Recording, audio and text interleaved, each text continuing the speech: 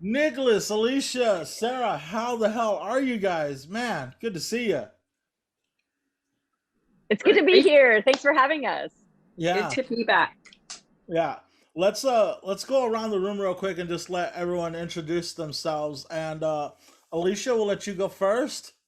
Um, I'm Alicia. I'm Jesse's comadre, friend from hometown. Known him forever. He's my husband's best friend, actually, and we just kind of like all the same stuff. Yeah, we've kind of ditched him over the years, and every once in a while, I call him hoping he won't answer, so I can call her. Um, um, Or you'll call me and set something up, and I'll be like, "Yeah, but why don't you call Jose and make it seem like it's his idea?" Yeah, yeah. His ideas always suck, but yeah. Sarah. Hi, I'm Sarah. I'm usually in Sacramento, but this weekend I'm actually in Orange County visiting my family. I'm so excited about this topic because I mean, grunge Sarah is coming out in full force. I've got my Bush t-shirt on. I took a trip down memory lane. This is like, I'm so excited for this. Awesome, awesome. And brand new to the panel, Nicholas George. Nick, Yes. how the hell are you? I'm doing great. Thank you for having me. I also am very excited. It was definitely a lot of nostalgia. I also kind of have two different lists because there's my favorite top 5 albums, but there's also like what I would think would be the objectively best top 5 albums, and they're not necessarily the same. So I'm interested to see how this plays out, to see what some of the other entries are. So Yeah. I'm excited. So you know what I neglected to tell you is like we'll go like 5, 4, 3, 2, 1, right? But before we reveal our number ones, we always give each other a chance to say like our almost made the list, our honorable mentions. So maybe that'll be where you Great. show us that other list. Okay. I like to give just like a little bit of background of like how I kind of know everybody, and everybody like knows how I know Alicia and how I know Sarah. Nicholas, we know each other through the Sacramento Comedy Spot, right? And he is actually a part of this is it a monthly show? It probably will be a monthly show. Masters of Rap Improv. Yeah. Yeah. Can you describe that show a little bit really quick if you don't mind? Yeah. Basically, it's like a musical improv show where we get a few ideas. We're basically interview somebody very quickly in the first 5 minutes or so of the show, ask them about their life, and then we basically do freestyle rap for the next hour about them and their interests, but then also other things that sort of come up organically from those raps, and then we do some improv scenes based on all the ridiculous stuff that we just rapped about. And I started with Justine and I as a 2-person team, and it's grown from there, and it's super fun. We really enjoy it. It is amazing, and it blows my mind every time I've seen it, because I'm just like I'll leave there and I'll be like, man, that's an awesome show. And then like the next day I'll be driving in the car and I'll be like, let me try this. And I'm like, It's definitely something. Yeah, it's definitely a skill you have to keep up. Like all of us on on that team haven't really done it a lot in the last year, so we're gonna have to like really. I've started thinking of rhymes in my head. We're gonna have to dust everything off, and like do a bunch of rehearsals before we come back live. But we're ready for it. Do you keep all your rhymes in a little black book the way the hip hop kids do? I should, but no. Everything's like just.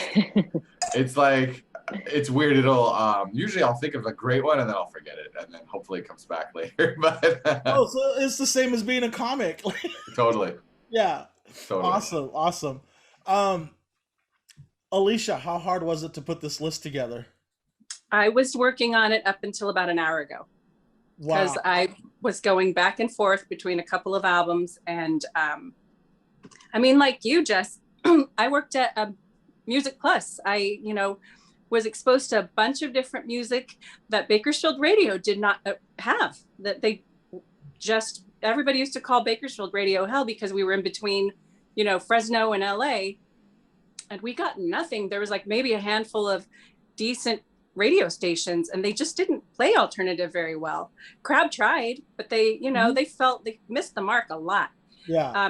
And they were metal heavy a lot, and I'm, not my fave, but anyway, yeah, it was just, all these records that we used to be able to open and play in the store that I didn't necessarily have to buy. Yeah, right. Just put it on a loop. And so that made it really tough. I even right now I have 6. So I don't know what I'm gonna do. Yeah. I swapped one of mine out at the last minute, like 10 minutes ago. I was like, I don't know. I really love this one. Yeah. Sarah, how many times did you rewrite your list? Oh my God. I started thinking about this about a month ago and I was like, oh, this is going to be so easy. And then, obviously like in the meantime, and this is just the music that I listen to. Like I've become that person where I listen to regular music and I'm like, what is this like trash? Like I'm going to go back to listening to my 90s music. And so I revamped it. And then last night I totally got into it with my oldest brother and my sister-in-law because they were like, how could you have left out this group or that group? And then you realize that within 90s alternative music, there's like subgenres within it, right? And so that made it really complicated. So my list of honorable mentions is 3 times as long as my top 5 because I can't not mention them, right? But I went back to, again, my core, to grunge Sarah. And what did she listen to? What were my lullabies that would that I would listen to in the car and studying and like, even like, I can't believe I fell asleep to some of this music that was so soothing to me. Or what was I just so angsty about? And so I had to go back to my roots. And I agree. And Nick, you should know all 3 of us are from Bakersfield. So there's going to be a lot of Bakersfield nostalgia that comes up. Crab Radio tried, but we were also months behind whatever was coming out in LA. And so we would hear a single so much later than everyone else. And so we were so behind the times as well. So I just envy that you guys got to work at the music stores because I was just a kid and I was just like dependent upon whatever was coming through the airwaves. Yeah, or we really leaned on MTV, but even at that point it was kind of going toward like the TRL era and it was like a little bit. Yeah. Nick, are you a 90s kid? Is this your wheelhouse or is this? Well, so I was coming of age in the night. I mean, I was born in '83, so like early 90s, I was only like 8, 9, 10 years old. Some of these albums have become like I wish I would listen to as they came out, but I didn't till like 10 years later. So in my mind, it's all a blur kind of, but I'm also like a little nervous because you guys were like music store, like aficionados, like most of my stuff is very mainstream, big names. I mean, all of it really. But I would still, I think, I don't know. I just want to hear what, like, I really can't wait to hear number 5 for everybody and see if I'm in a completely different universe or if we're like. Well, I don't want to go first. I don't want to go first. I'm not going Nick, I think you and I will be probably similar because Jesse and Alicia are like legit Gen X and also like the music aficionados, whereas you and I are the elder millennials. And I think we are probably going to see, that's why I'm really curious because we're straddling both of those generations. Yeah. So that's why I think this is a fun group of us to see how it compares. Yeah, definitely. And Nicholas, when Sarah threw your name into the hat, I was like, hell yeah, bring it. Oh boy. Well, let's hope it works out. But yeah, I already like made a mental note not to make you go first. Oh, I don't care. I mean, and but whatever you whatever you want to do. Yeah. Okay. Let's go ahead and I think that's everything I want to cover. Yeah. Even like I always post this on Facebook and we got 77 comments on the thread yesterday. I stopped looking because it was so bad. Yeah. It was stressing me out. I also put it like I'm in like in a record collectors Facebook group. Oh, and no. You think we're snobs? Oh my God! You should hear those guys. I put it in there, and people were like, "Okay, well, first of all, oh my God, fuck, just give me 5, man." They got like 20 comments in there, and like people were just like, "No way, you can only do 5. Sorry." And I'm like, "Well, why'd you even comment? Fuck." We need that. We don't need that kind of energy in our lives, right? All right, man. Let's get this party started. You know what? We're not gonna make Nick go first, obviously. Alicia just said, "I don't want to go first." So I'll go. I told you I had 6. I'll do it. I'm so ready for this. Oh wait. Okay. Where's my pin? Oh. Bam, I'm ready. You ready? Okay. Sara, So what is I kept my 5, and I did a last minute switch last night as I really just had to kind of meditate on this. So I ended up switching my number 5 to Stone Temple Pilots Core. And I noticed a lot of people online had said Purple, which Purple I think is a great album. But again, what did Grunge Sarah listen to? I listened to Core all the time. I loved, probably not appropriate for my age at the time, but Sex Type Thing, Creep, Plush, those were kind of the hits that came off of that album. But that was, I don't know, there was a rawness to it. I don't think, I can't remember. I can't remember if that's their first album or not. first album? And Purple was great, don't get me wrong, and I know everyone really loved it, but there's just something about Core that was just their most raw sound that really, I think, gives you a nice taste of that era of music. So that's my number 5. Yeah, I love Stone Temple Pilots, and my favorite ends up being songs from the Vatican Gift Shop. Mm-hmm. But Core, That's a good like a couple times a year, I'll go back and I'll listen to Core, and I'm just like, "God, it's so good, so Yeah. good." Wow, yeah, awesome. That's a great number 5. Alicia, what do you have at number 5? Yourself or Someone Like You. Who is that? Oh, Matchbox 20. Matchbox 20. Yep. So that's the one that had Push and Real World, Long Day, 3 a.m., Girl Like That, Back to Good. I mean, it was stacked. It was so good. I listened to that all over my house, at my old house, Jesse, cleaning, just whenever. I have it on CD. Yeah. Yeah. I don't have it on vinyl. Yeah. That's a great album, and it like, in retrospect, it doesn't get the love that like some albums by like the Goo Goo Dolls get. Like some of the other like I don't know. It's so good. It is. I love that record, and I thought about it for a second, but there was other stuff that I just liked way more than that. And I was super bummed. I had concert tickets to see them before the pandemic. So did they reschedule it? I don't know if they have yet, but I want to still see them. Yeah. Soon. Yeah. Awesome. Awesome. Okay. I'm going to go with my number 5. You know, a lot of people mentioned REM's Automatic for the People, like in their top 5. And I love REM, and I can't argue that. But like, to me, like, REM's Automatic for the People was kind of like the end of an era for REM before they like went into this other more experimental, like, we're REM, we can do whatever the fuck we want now, REM. And it kind of like one kind of phase of like alternative kind of was laid to rest with Automatic for the People, and it seemed that like this more like poppy guitar jangle pop kind of sound took off from that. And from that, I think we got a great album by Belly Star. And I fucking love this album, and I still listen to it all the time. Of course, their hit song was like "Feed the Tree." Feed the Tree. Yeah. But I almost put that. It's on my alsos, but I knew you would put it. I could count on you for that. Yeah. Dude, there's a lyric in the opening track that said, "I had bad dreams so bad I threw my pillows away." That's sad. That's so sad. But Belly Star is my number 5. Nicholas, I've never heard of Belly Star. Yeah, I was just about to say, I have no idea who you guys are talking about. But that's Really? okay. Oh, But I got it. Yeah, now I gotta write this down. I'll write some notes down, and I'll get. Okay, she was Jessie knows more about Tanya Donnelly than I do. But she was in another band called Throwing Muses, and another band for a minute. Like, yeah, that was like her stepsister. It was so weird. But it's the whole Boston music scene. Okay. From the Pixies, Throwing Muses, the Breeders. Tanya Donnelly is in the band.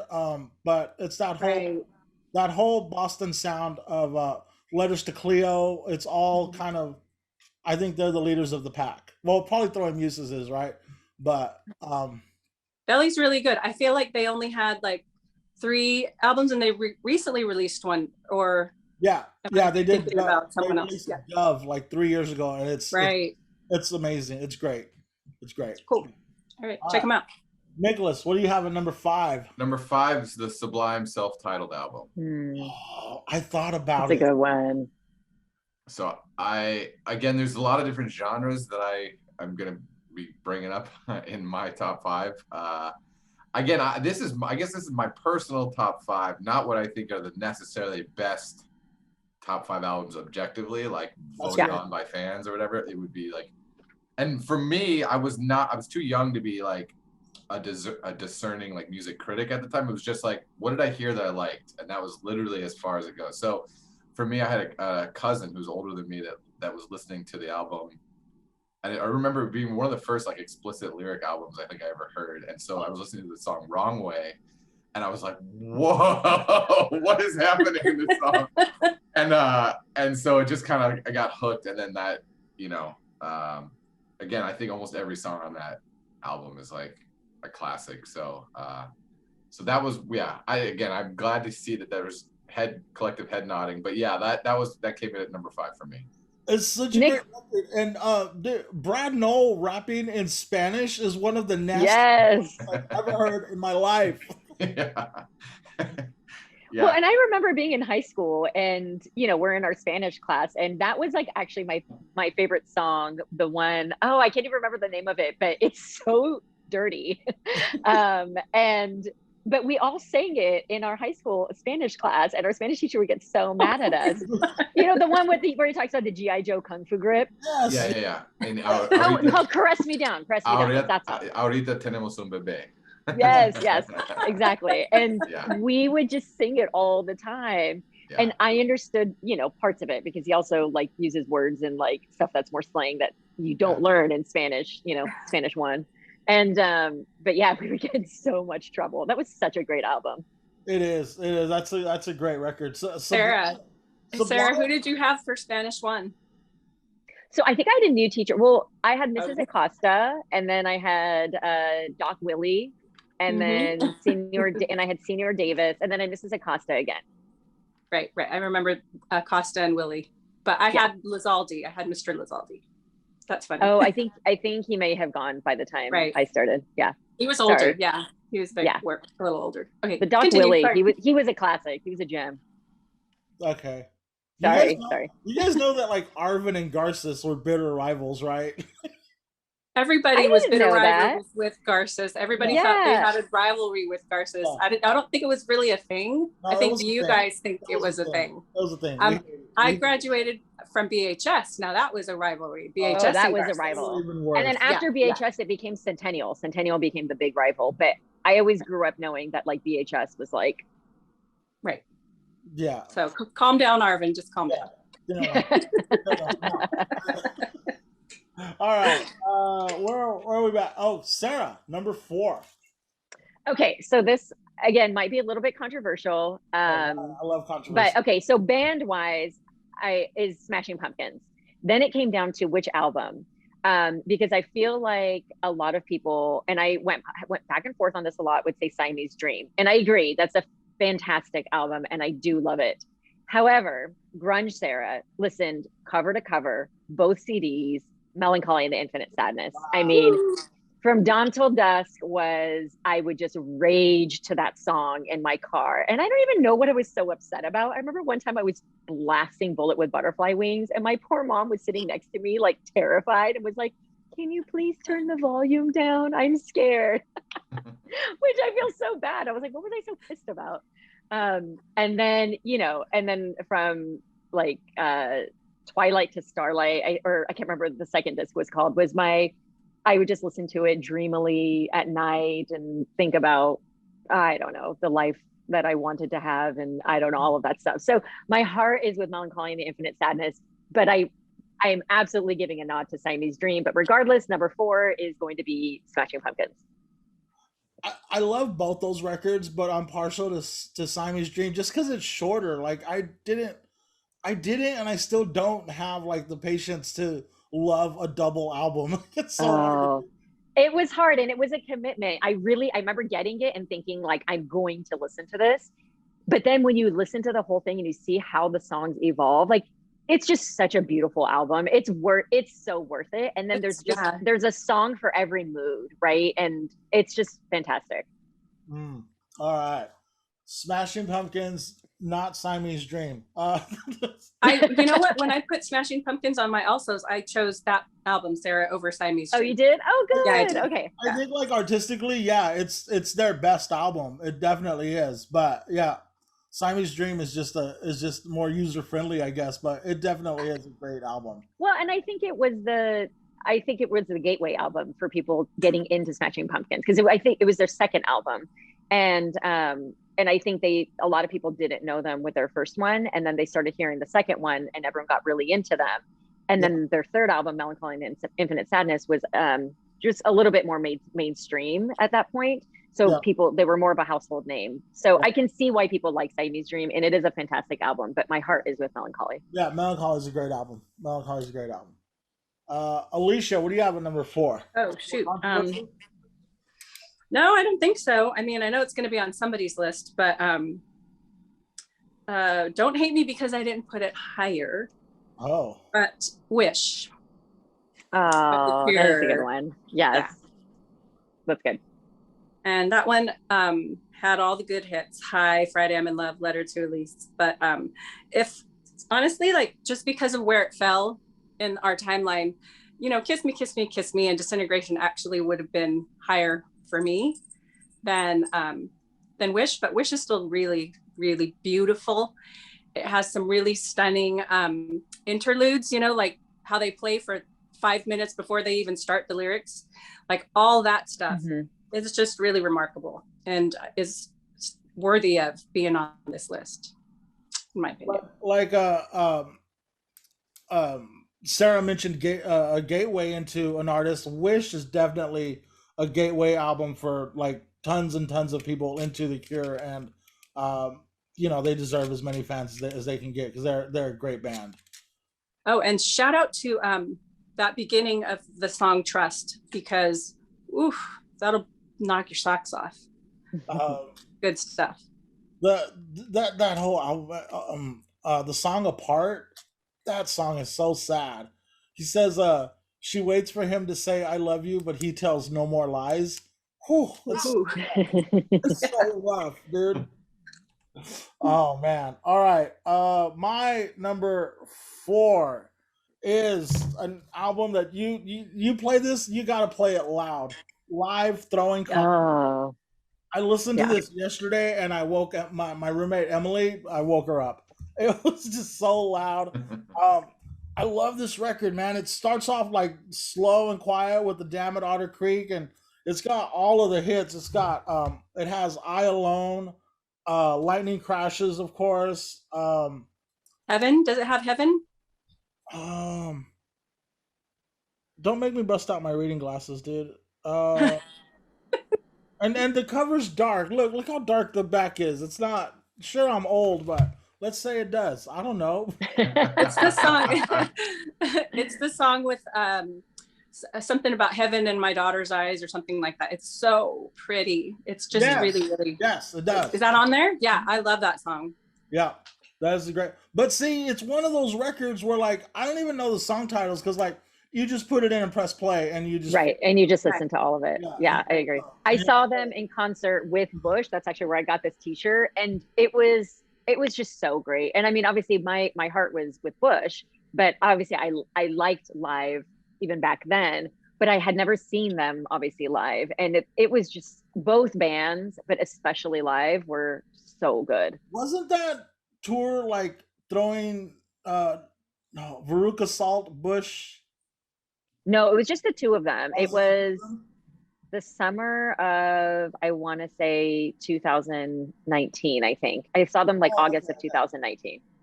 Wow. It was great.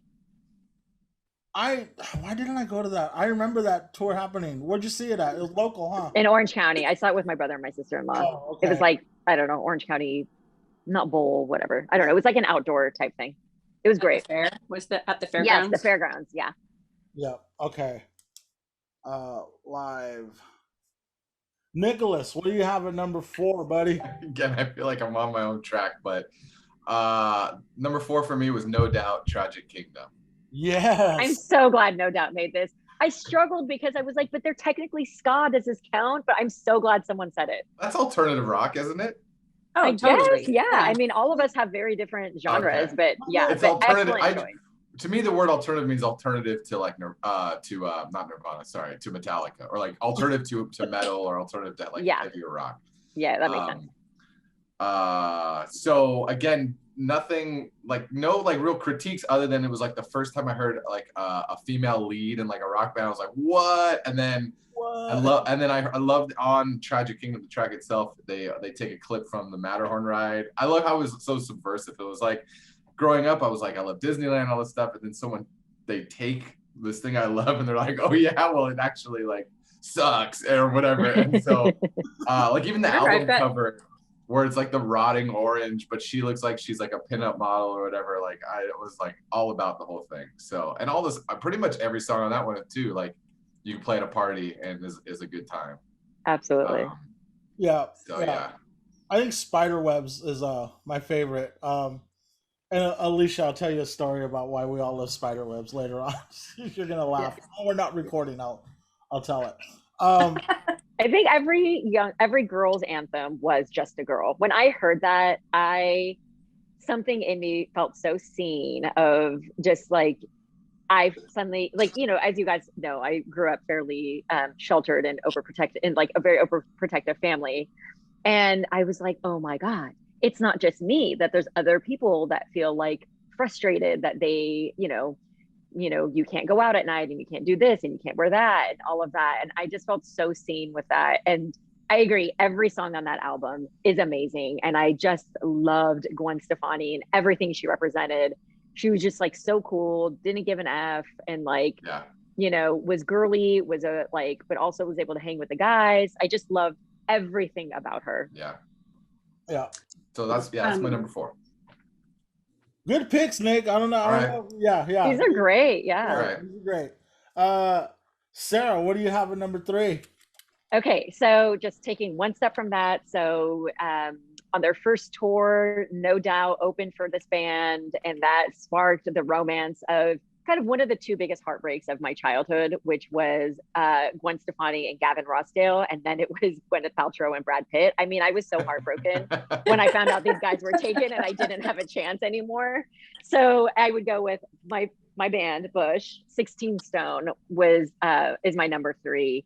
Again, one of those albums that I listened to backwards and forwards and backwards, like knew every song. My heart to this day still bleeds when I listen to Glycerin, which the song itself doesn't entirely make a ton of sense, but I don't really care. It's so good. That's like everyone's first song they learn on guitar too. I love like that. Yes, and I want to learn it so badly. I started to learn it, and then I was just getting frustrated that I'm not good at the guitar. So I wanted it to sound the way that he plays it, and I was like, oh, forget it. I'm just gonna listen to it and fantasize about him singing this to me.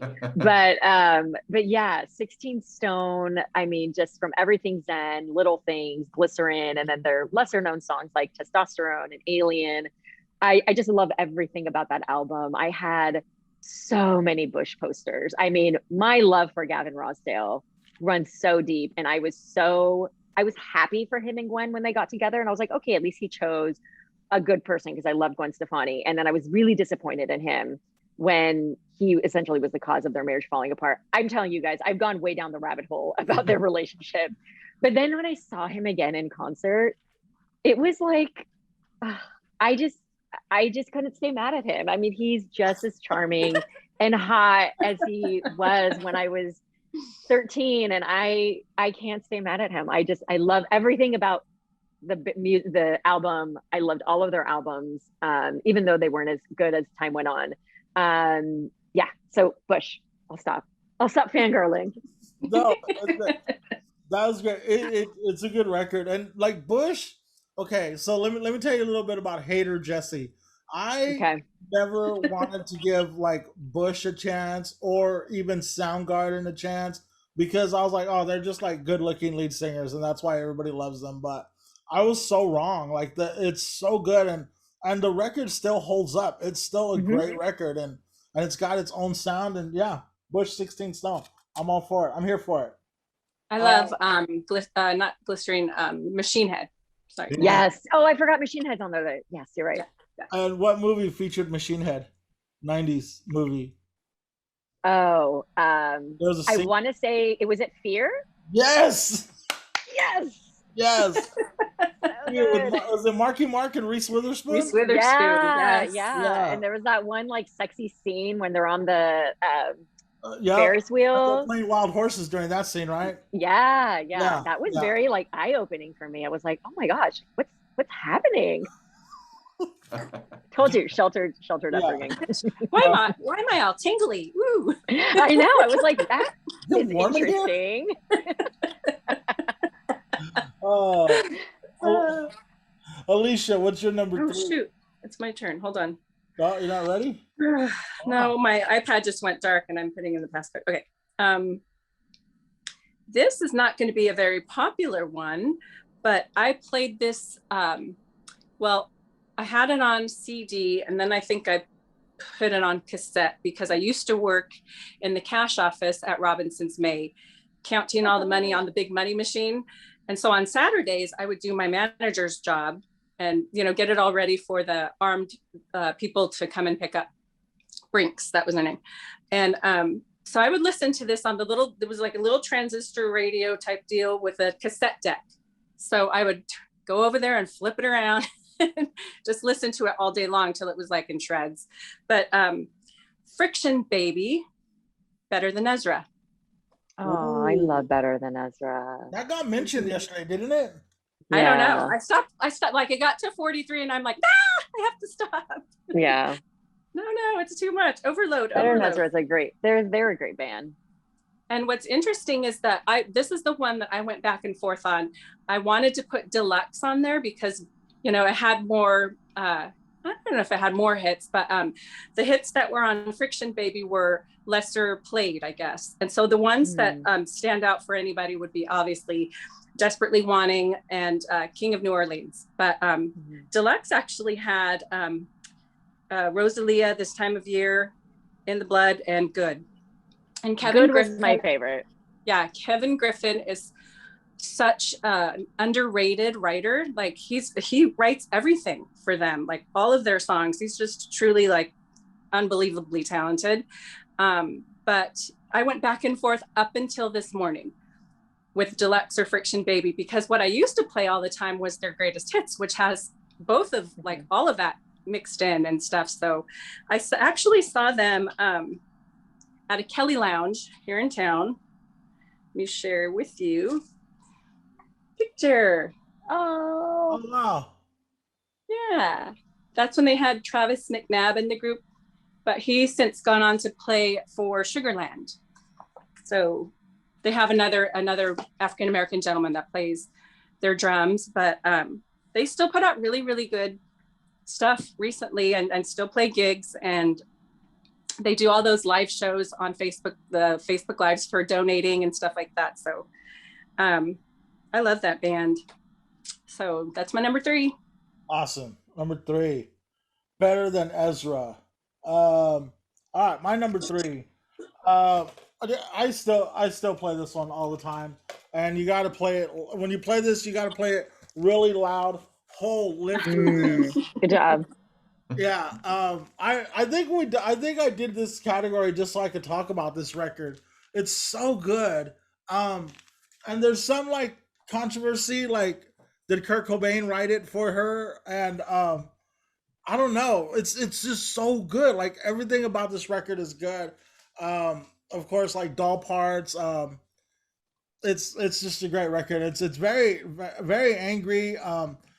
But I remember what really sold me on the record is the video for I think the video for Doll Parts came out like post Kurt Cobain, and in the video she's like chasing like a little boy with blonde hair. Like she just keeps trying to like he just appears everywhere in the video, and every time she tries to grab him, he just walks away and leaves her, and then like at the very end, she's just like on the bed by herself, and I was like, fuck, that's heavy, So I was like, let me listen to it, and I listened to it, and it's great. I love it.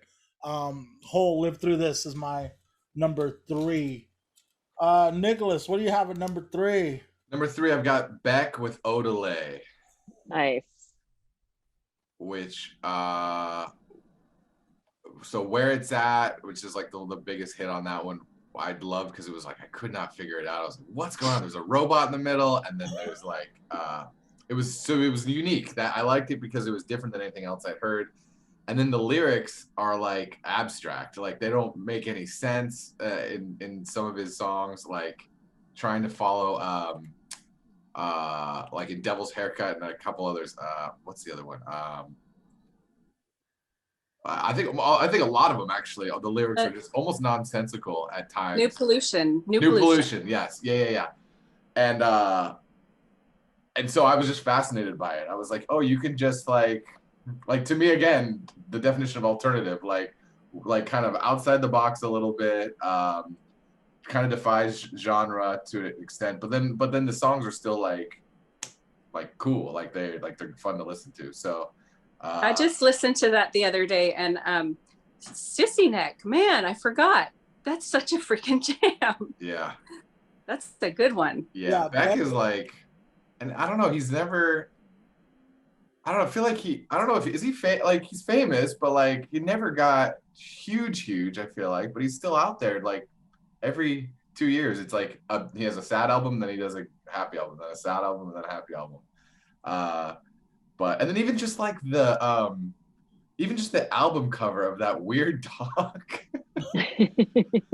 jumping over the thing. Like just everything about it was like so confusing to me. I was like, I just have to figure this out, and I never did, but I just enjoyed listening to it along the way. Yeah, it came out like during a time when like Beck and like Sublime, of just like these guys just like in their home studios, just like tweaking sounds and making noise and like putting stuff together, and it was good. Do you know where the album title comes from? Sort of, but I don't know. Like I know. Why don't you tell me? I think I read, and I could be wrong. I think I read that he said that like every day, like he would walk and get a cup of coffee, and the Mexican construction workers would tell him, "Hey, orale," like when he would walk by. Is that what you guys heard? No, I didn't. Yeah. Well, I know. I don't even know what orale really means. Other than is it like a greeting? It's just like a hello. Well, like orale is a greeting, but like he just, exactly. But he clearly heard it wrong, right? Yeah. So he just said he was just phonetically spelling it, I think. Yeah. Got it. Okay, that's what I thought. I didn't know the actual I didn't know that story specifically, but again, like I think that's like he just grabs random things and puts them together and it sounds good, and I think like with Beck too, like it's hard to like put Beck, like it's hard to like pick a Beck album and say that this is a monumental album of the 90s. But if you were to say who is a monumental artist of the 90s, like nobody would argue with you that like people were like Beck and Moby and like just these guys that like made sounds were like, really did something to tilt the music at that time. Yeah, another great pick, Nick. Nice. Sarah, what do you got at number 2?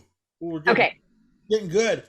All right. So number 2 is 100% Pearl Jam.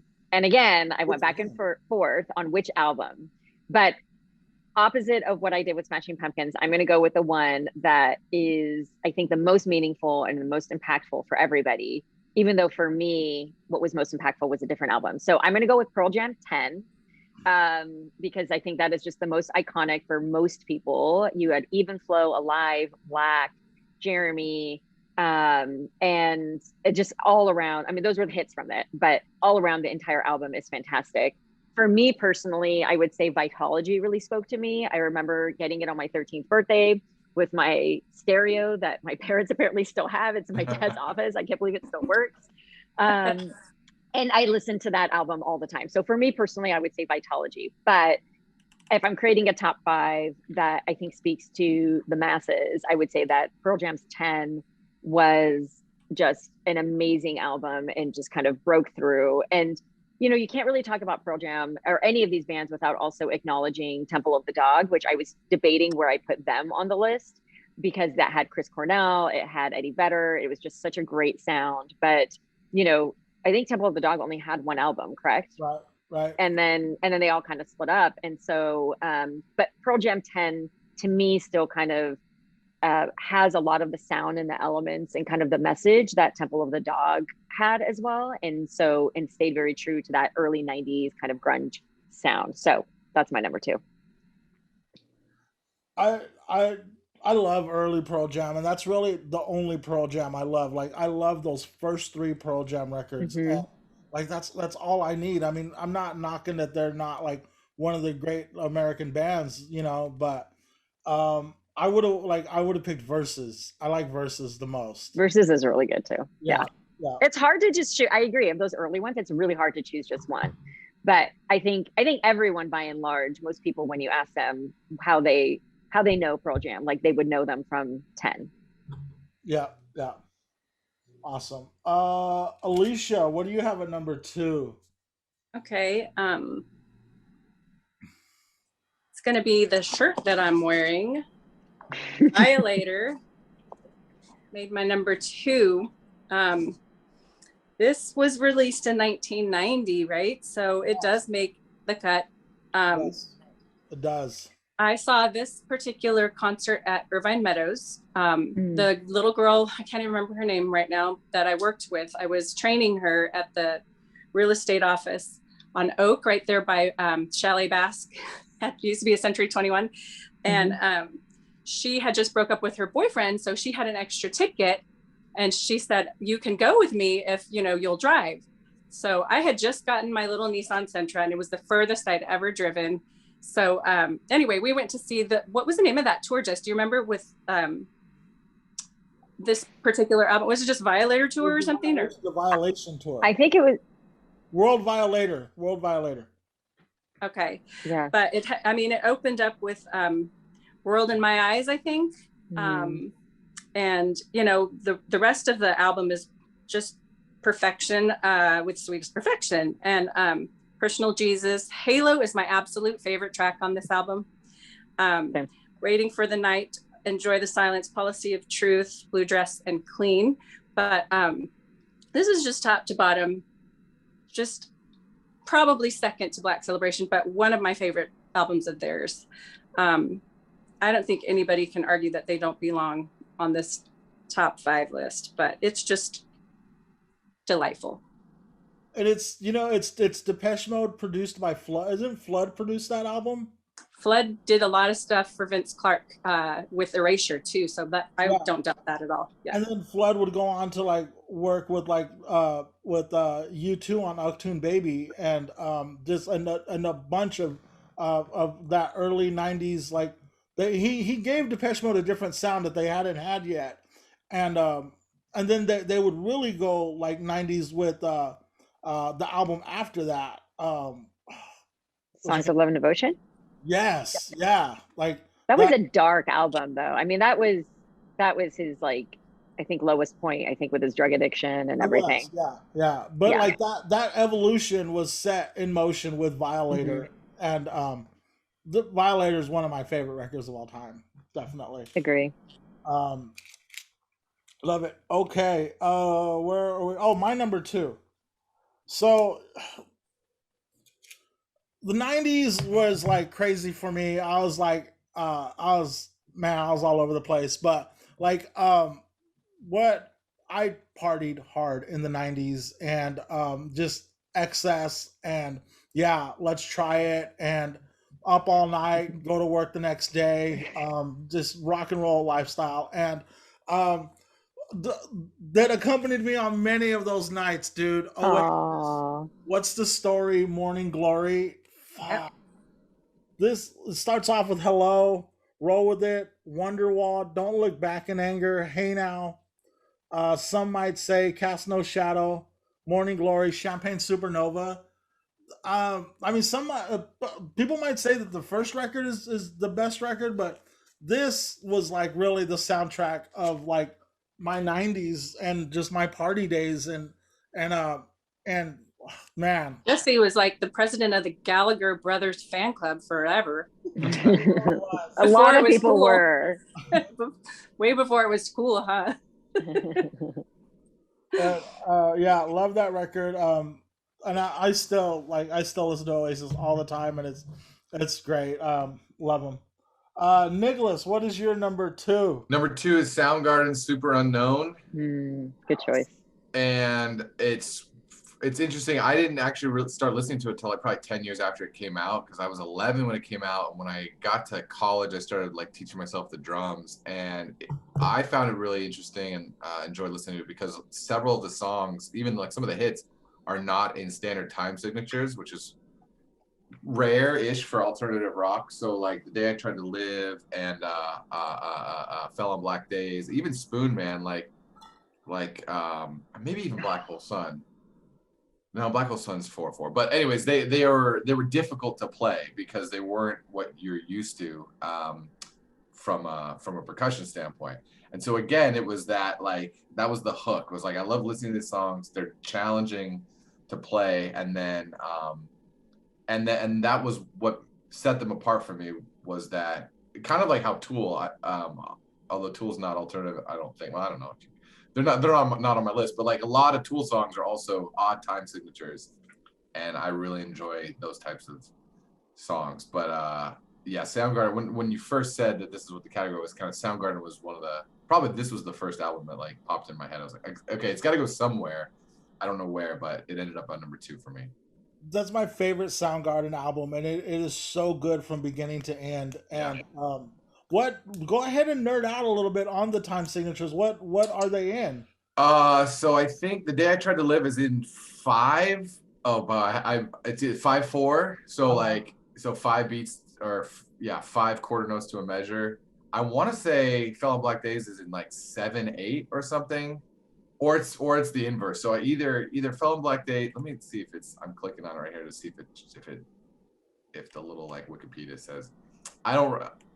It's either in 5/4 or 7/8, which are the two most common non-common time signatures. Most music's 4/4, right? 4 beats to a measure.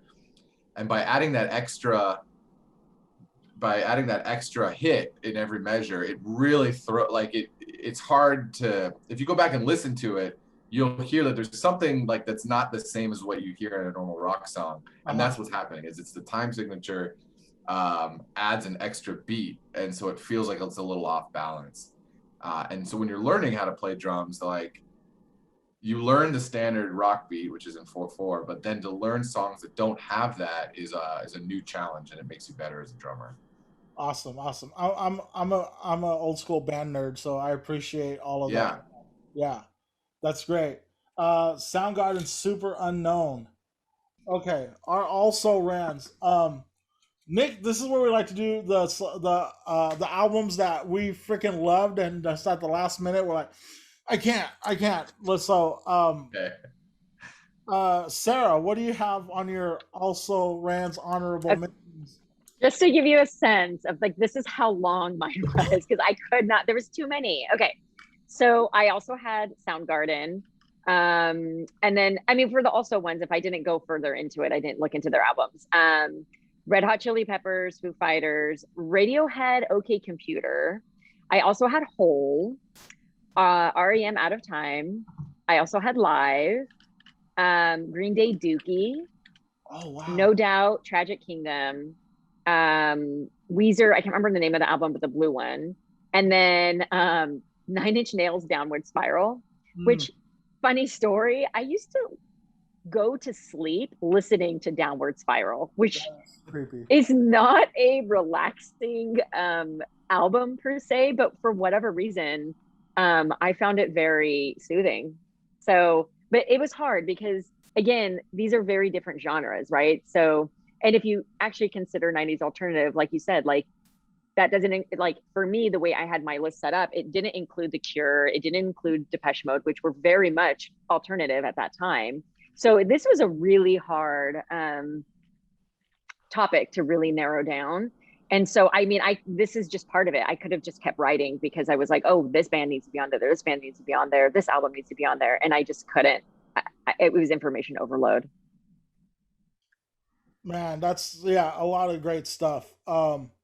Alicia, what do you have on your also rans?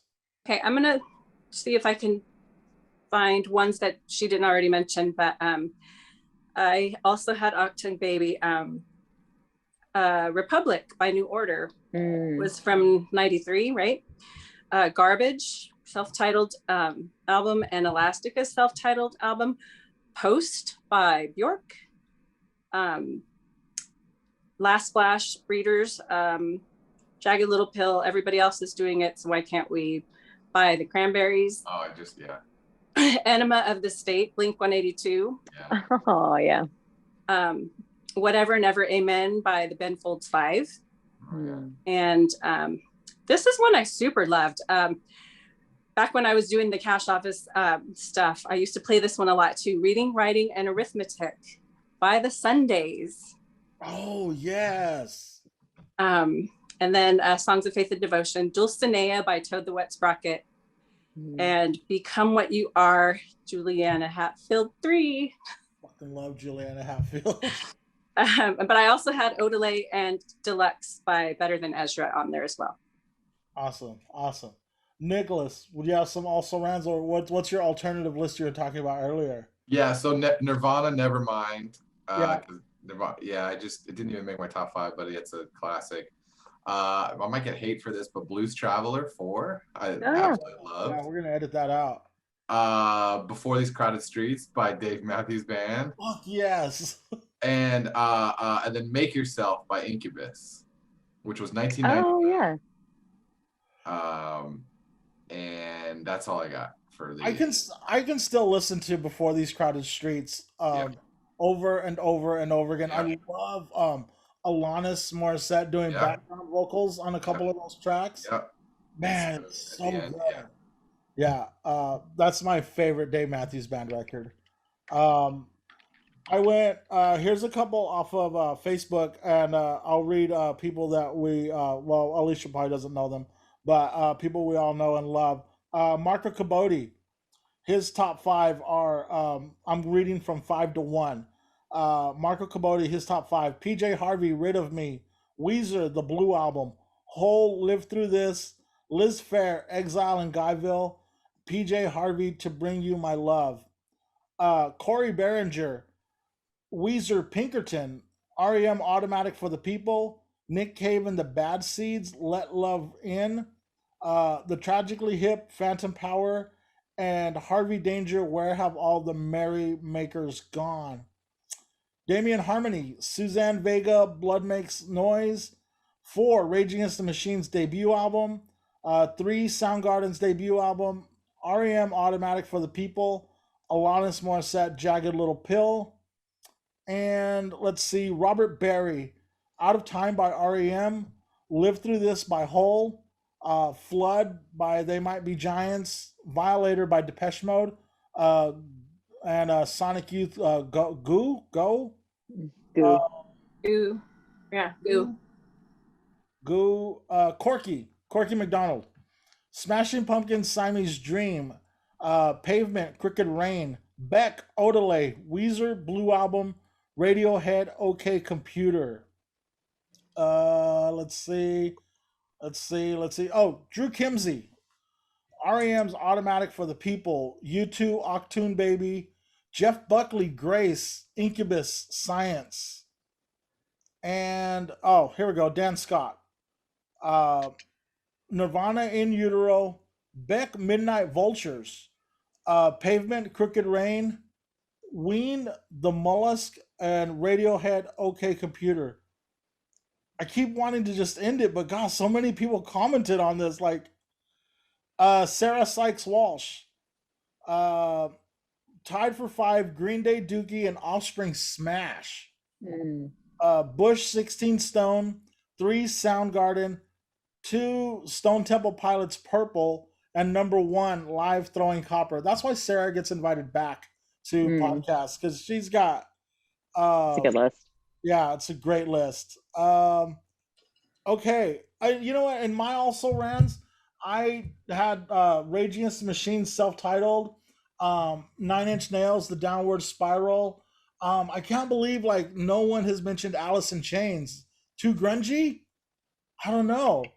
Um, I debated it, but I just didn't. It wasn't one of those albums that I can say that I listened to like, you know, ad nauseum. But they were very much like part of that. They obviously were part of that scene, but mhm. I just think they their were lead singer wasn't as cute. And makes a difference. definitely like Elastica, Garbage. I played those albums over and over and over and over and over and still do. Okay, let's go on. Let's do our number ones. Sarah, what is your number one alternative album of the 90s?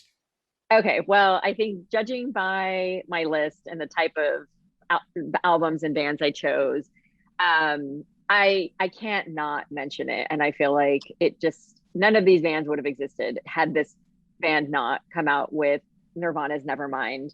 And that was also an album I listened to after the fact.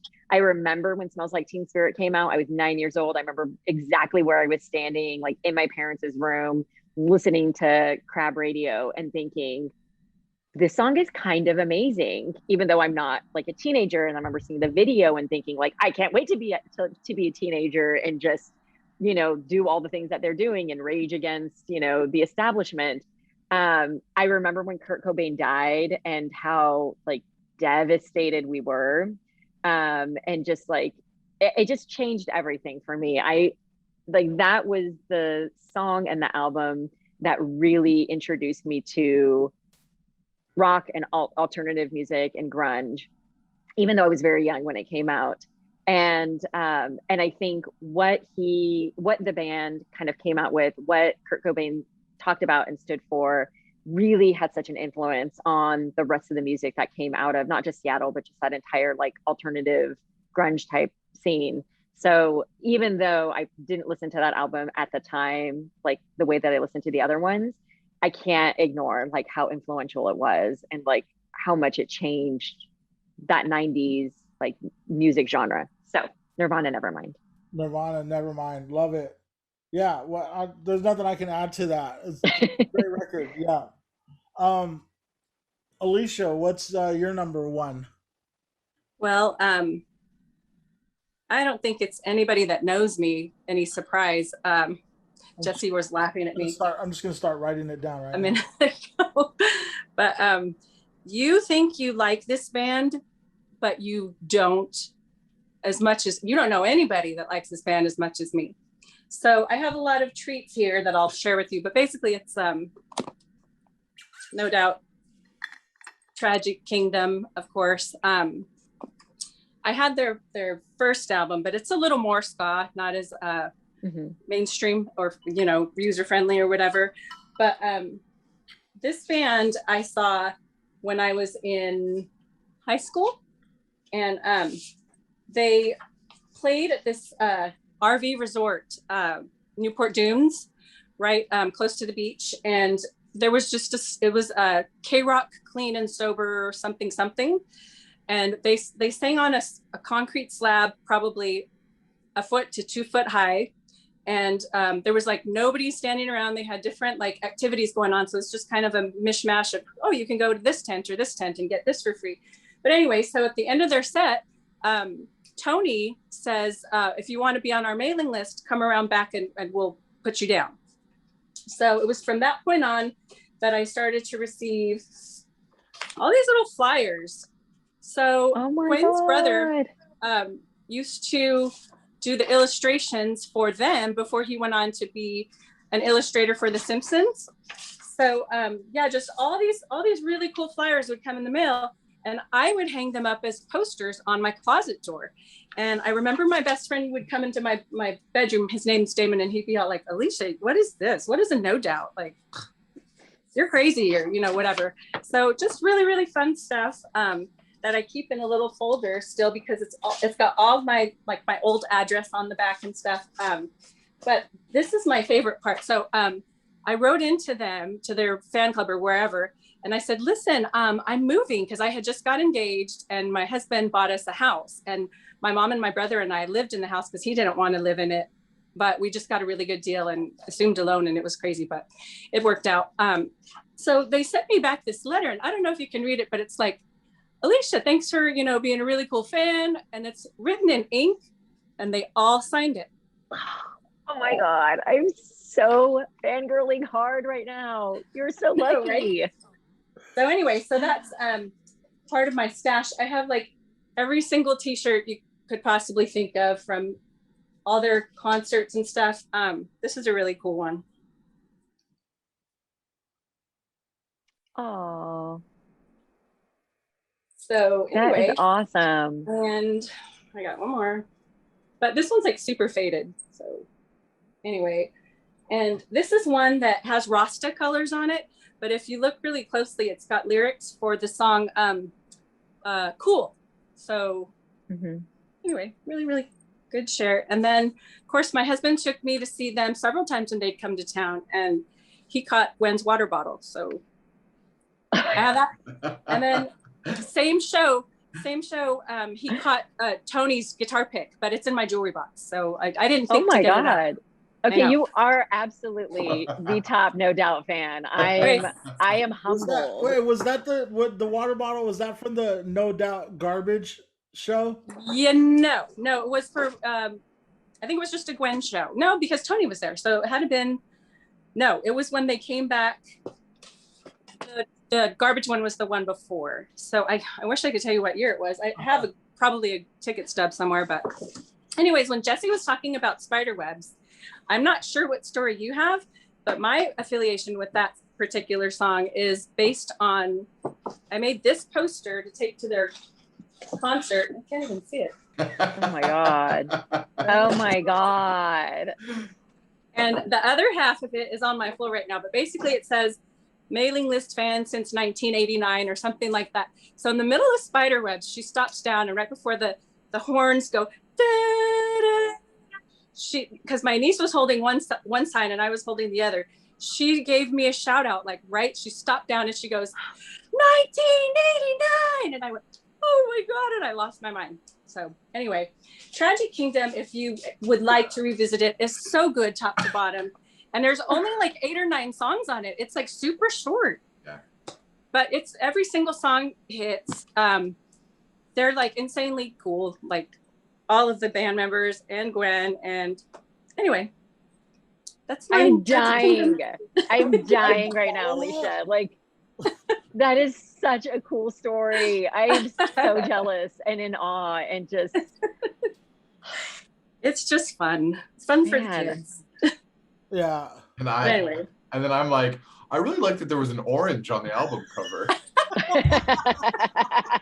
And did you see my face if you go back and watch? No, I didn't. I will now. I'm like poker okay, face. you were stone cold because I wasn't sure if I was you like, really did. Face. No one was giving me any love. I was like, oh, okay, well, No doubt. You heard I feel like the rest. I mean, you guys are gonna hate me for my number 1, so at least I got number 4. Hey. Got close to the target. I know. I was so excited. Like deep inside, I was like, yay! Like doing cheerleader herkies and like going crazy. But I had to play it cool. You did a great job. Your poker face is it's like called A+. Acting. Yeah. My number 1 is I don't even know what to like. Yeah, I take the air out of the room here a little bit. Now,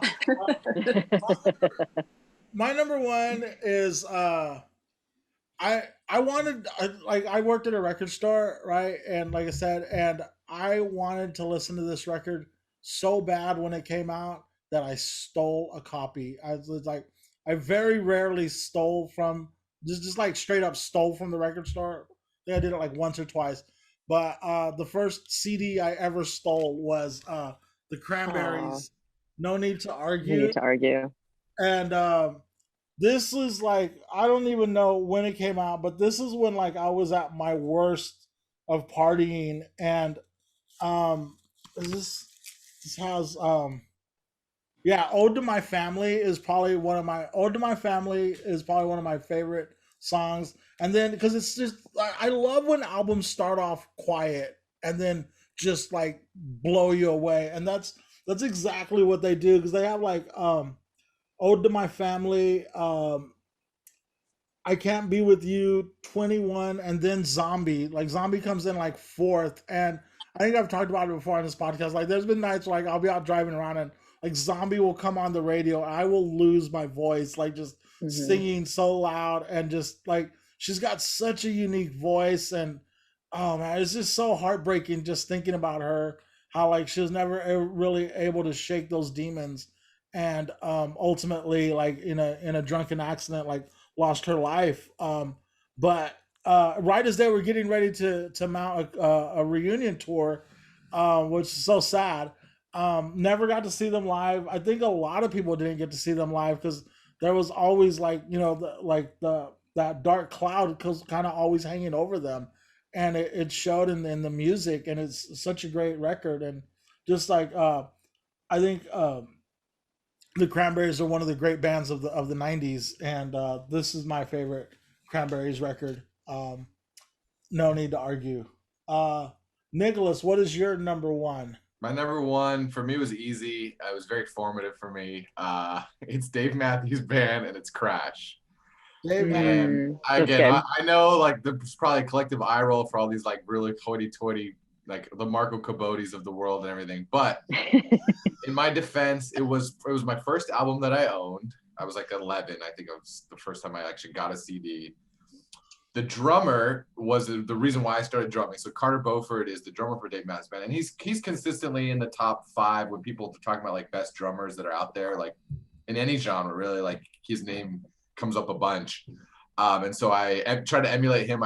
He had a VHS double set of like, it was called Under the Table and Drumming. It was like $120. But it was a tutorial like how to play some of his songs. I bought that. I wore that out, and then it was his music, or Dave Matthews Band music is unique in that the drums are like they're actually another instrument, in that they're like he leads sometimes with his drums and plays it as opposed to backing a track where the vocals and the guitars lead. Like there are Dave Matthews Band songs where the drums have the solo, or the drums are like their own character in a song, which is also like. And so what's weird with me is that most people, the cliche is you listen to Dave Matthews like in college, and I was listening to it in like middle school and high school, and then I got tired of them when I got to college, and then I came back around like after college and stuff. But yeah, it was for me, it was the album that I listened to over and over and over, and like have every like literally every drum note like memorized on that album. Dave Matthews Band definitely had their run in the 90s, and they could do no wrong for a while. And I think like what gave them the staying power is like they still tour relentlessly. Yeah. Like, how many times have you seen them live? Only like 3 times. Like I wasn't like a crazy fan who goes to everything, but I've seen them 3 times, I think. And they're like 3-hour sets and stuff. Like they do huge marathon shows. But yeah, they're great. They're great live. That's awesome. Yeah, those crazy fans. Yeah, I know. I have never seen so many people high in one place than I have at a Dave Matthews concert. Like, and it was outdoors. It was in Tahoe, So like you never went Labor to a Fish Day. concert then? I was gonna say, No, I definitely did not. And I was just like, oh my God. Like, and I kept trying to like find this pocket where I could just breathe air and not get high. And I was like, oh my God, everyone here, there's just like a cloud of like smoke above, like the closer you got to the stage. But it was they put on such a great show. And I agree, they tour like, I mean, people who are super into them have seen so many of their shows because they're always touring, and they always put on a great show. Yeah. Dave Matthews. God, this is not going to be. Oh, did I do my number one? Yeah. This is not going to be easy at all, you guys. I know. How are we going to do this? Okay, so, all right. No doubt, Tragic Kingdom obviously is going to be in there because we all agreed on it. Okay, so. All right, so I'm gonna say that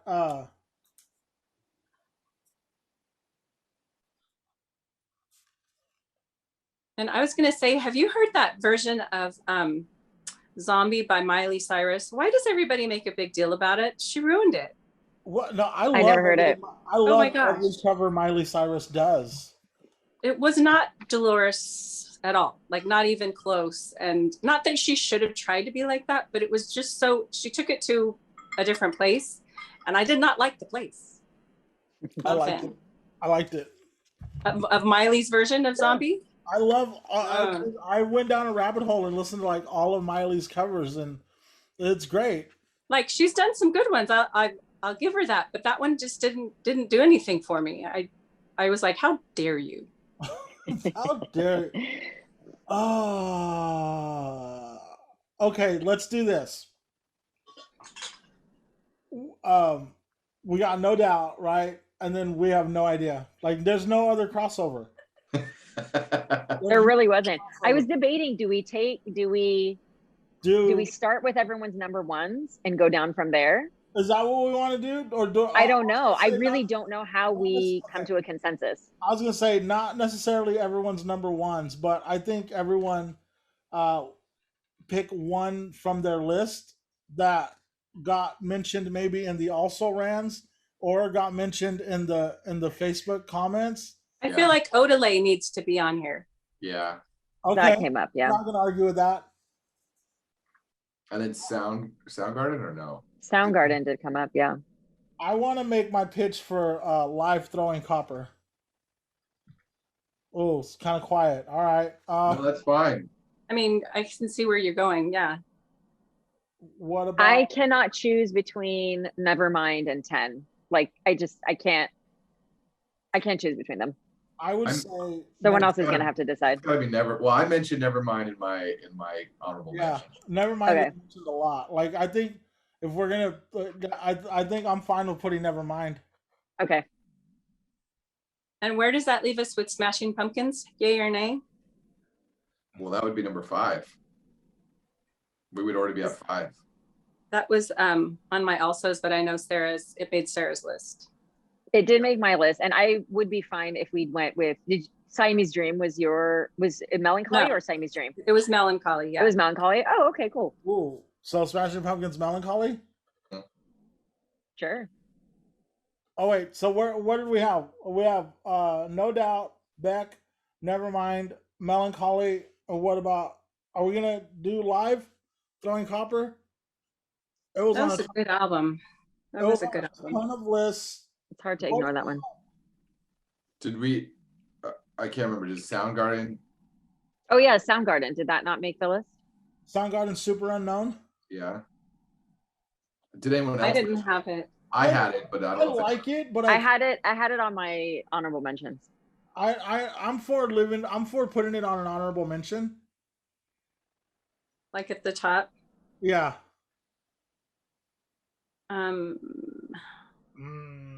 This is so hard. No Depeche Mode this time around. Yeah. I'm okay with Depeche Mode off. I had Depeche Mode and Cure as part of when we did our 80s synth. Like, I don't know, they kind of went into my 80s alternative type genre. So I think that's why it wasn't even on my radar. Oh wait. Sorry about that. Somebody was FaceTiming me. Oh gosh. They know how important this is. We're in the I was going to say, we're it. taking this very seriously. Does this get submitted to like an official, like, does this go to the Rock and Roll Hall?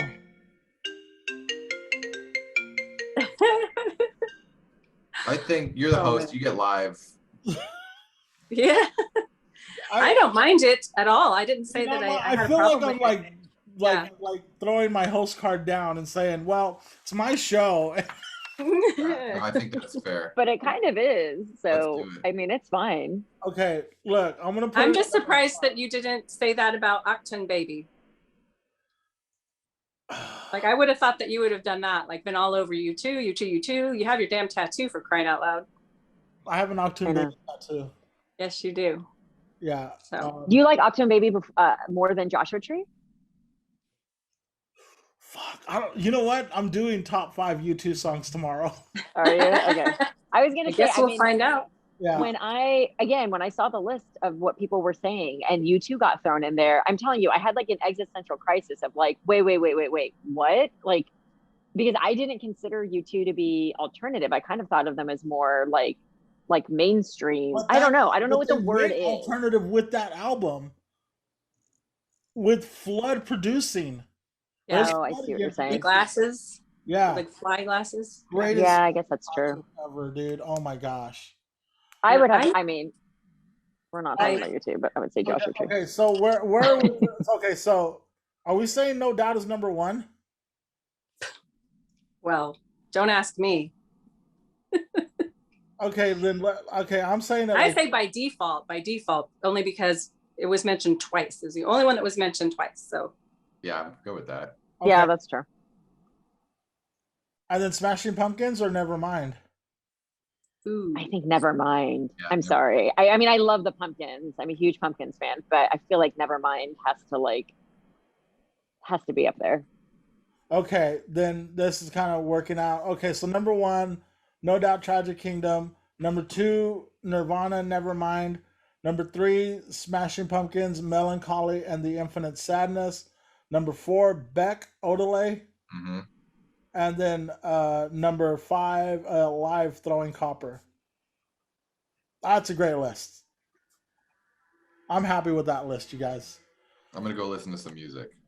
You gotta listen to Belly Star. Yeah, I gotta listen to Belly Star. That's a treat. Yeah, you're in for a treat. Okay. It's pop. It's grungy. It's pop. It's got a girl lead singer, girl playing cool. guitar, girl. Yeah, I playing, don't know how this got lost on us. I never heard about this band. yeah. I'm telling you, if it wasn't for the fact that Jesse worked at the warehouse, I don't think this would be on his radar at all because they didn't play them on Crab. You know what I mean? Like, how else would you know Yeah, them? they Just played MTV. They played the video on MTV, and I remember popping the album in and just freaking loving it. And if you end up liking Belly Star, like I don't know how many years later they record Belly Dove, Yeah. and it is literally like bookends of their lives of like these 20 somethings, like the whole world is in front of us, and then Dove of these like 40-year-olds. We've raised our kids, we've lost friends, and it's so good because it's like I felt like I grew up with them and like we somehow survived, you know. Am I correct in saying that was crowdfunded? Was that a GoFundMe or something like that? It was because I have here. Let me show you that it was crowdfunded because Oh boy. I have cool stuff too, Alicia. I guess I'll allow it. Yeah, Dove was crowdfunded because I bought this poster Oh, very cool. signed by the album to help fund Nice. number 44 of 100 2017 Belly, signed by the whole band. That's Okay. cool. And it's not my only Tanya Donnelly autograph. I was gonna say, didn't she give you a shout out on social media once, or am I imagining? Probably, I don't know. I get so many of those. I I don't lost know. count. You know, So hard being you. when you're an influencer, stuff happens. Nicholas, thanks for coming out, dude. It's good to see you too. Great to see you too. I hope MRI is coming back.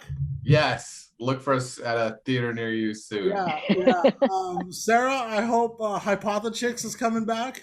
Oh, we are coming back with a vengeance. We're practicing. We hopefully will be ready to perform by August. And in the meantime, we'll keep doing Chicks Fix and Chill until we get our stage legs back. Yeah. Telenovela coming back. Nick, Yes. you did a telenovela show, and I was so happy to see you there. Yeah, I did. It was great. Yeah, I think I did. You catch you caught the button I threw out into the crowd? Was that you? I don't remember that. I don't think that was me. Okay. Anyway, somebody did look like you. Anyway, I get that all the time. thanks. This was a lot of fun, man. Thank you.